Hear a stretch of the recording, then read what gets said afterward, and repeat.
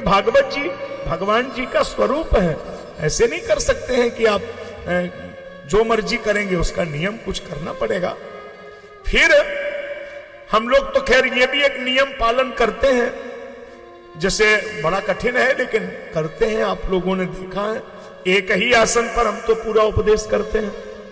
आप स्क्रीन पे भी देख सकते हैं, जिस समय से ठीक बैठेंगे आसन नहीं बदलेंगे। आसन तभी बदलेंगे जब हम आरती कर लेंगे। एक बार पैर जैसा हो गया वैसा हो गया, पैर ही नहीं हिलाएंगे। आप तो हर 5 मिनट में बदल लेते हैं, लेकिन हम लोग नहीं बदलते, आदत नहीं, आसन एक ही रहेगा। है तो कठिन कार्य एक आसन पे बैठना, लेकिन कोशिश है जितना भगवान जी करा दे, शरीर से जो हो जाए। तो इसमें ये भी थोड़ा सा नियम है। बाकी किसी के लिए कोई मनाही नहीं है, सब लोग पढ़ें, सब लोग सुने, लेकिन वेद शास्त्र का विशुद्ध अनुभव हो और फिर उसको कहे, उसको पता हो, खड़ तात्पर्य निर्णय का ज्ञान हो कि कथा में क्या है, अपूर्वता क्या है, उपसंहार क्या है, विषय वस्तु क्या है और कथा का उद्देश्य क्या है। क्यों ये कथा सुनाई जा रही है, थोड़ी कि सुना दी तो सुना दी, उद्देश्य भी तो उसका पता लगे। ये भी कुछ चीजें का ध्यान आचार्य को देना है। और फिर इसमें जो 7 दिन में भागवत हुआ, उसमें तो आसूरयोदमारभ्य, सूर्योदय से सूर्यास्त पर्यंत 12 घंटे प्रवचन हुआ। तब कहीं हुआ था 7 दिन में। इतनी देर तो बैठना ही कठिन होगा, कैसे कोई करेगा। अब फिर जो भी कथा में श्रोता सुनने आते हैं तो उनकी जिम्मेदारी है कि जब कथा सुनने जाएं और यदि समय निर्धारित समय से 5 मिनट भी विलंब से जाते हैं तो अपना गलती मान के पीछे कहीं चुपचाप बैठ जाना चाहिए। और अगर पहले पहुंच जाते हैं तो आचार्य जी को प्रणाम करें, व्यासपीठ को प्रणाम करें, और देर में गए हैं तो गलती उनकी है। तो फिर उनको बीच में जाके पुराण को और आचार्य जी को हम माला पहना दें, पुराण, ये सब नहीं करना चाहिए, क्योंकि उस समय तो प्रवचन शुरू हो गया, फिर तो जिम्मेदारी आपकी है। तो पूरा ही सुनना चाहिए। जब भी सुने तो कम से कम पहले पहुंच जाओ तो पूरा एक एक वाक्य सुनना चाहिए। कथा में विघ्न ना पड़े, कथा विघ्न विनाशाय गणनाथम प्रपूजयेत। गणेश भगवान की नित्य पूजा करे।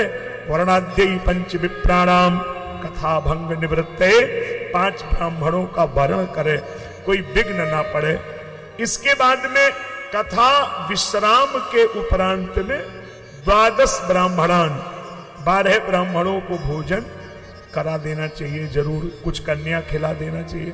और मन हो तो कई लोगों को भंडारा कराए, लेकिन वो जबरदस्ती नहीं है, लेकिन श्रद्धा हो तो जैसा करे। अब आचार्य जी जब जाने लगे तो उनको प्रसन्न करके भेजना चाहिए, ये एक बड़ी बात है।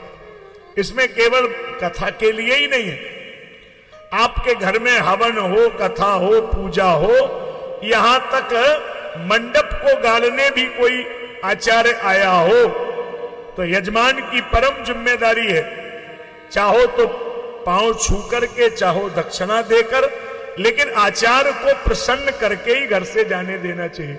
क्योंकि आचार्य प्रसन्न होकर जो आशीर्वाद देता है वही उस कर्म का फल है।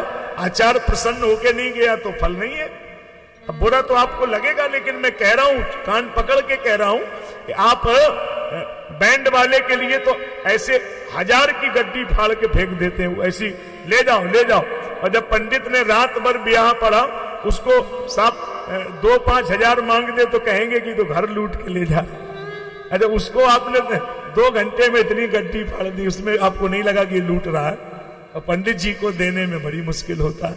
ये गलत बात है। आचार्य ने आपको जो ज्ञान दिया है उसको दक्षिणा दे करके, अन्नदान, वस्त्रदान, भागवत महापुराण ग्रंथ, स्वर्ण सिंहासन, ऐसे सब लिखा है। इतना सब कुछ नहीं करना है, लेकिन श्रद्धा और आचार्य को प्रणाम, ये जरूरी चीज है। आचार्य की सेवा करे, प्रणाम करे और उनको वहां से दक्षिणा देकर के विदा करे। इस तरह कलिकाल में इस कथा को हम लोग श्रवण करेंगे 7 दिन में। ये सप्ताह पारायण की विधि का वर्णन इसमें है।